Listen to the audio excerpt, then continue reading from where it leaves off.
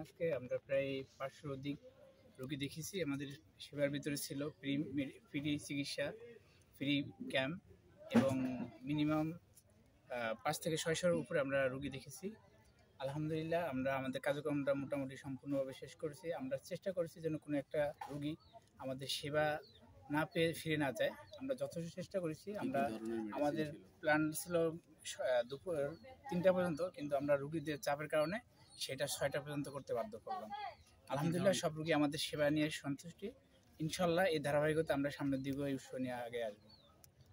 কি ধরনের মেডিসিন দিয়েছেন? হ্যাঁ, এখানে আমরা সাধারণত পানিবাহিত রোগ সম্পর্কে যে রোগজনিত যে সমস্যাগুলো হয়ে থাকে, যেমন চুলকানি, তারপর হলো জ্বর, তারপর হলো কৃমির ওষুধ দেওয়া হয়েছিল, ঠান্ডা, কোল্ড অ্যালার্জি, তারপর আয়রন, ক্যালসিয়াম, ভিটামিন, তারপর ওরসালাইন, এগুলো আমরা দিয়েছি।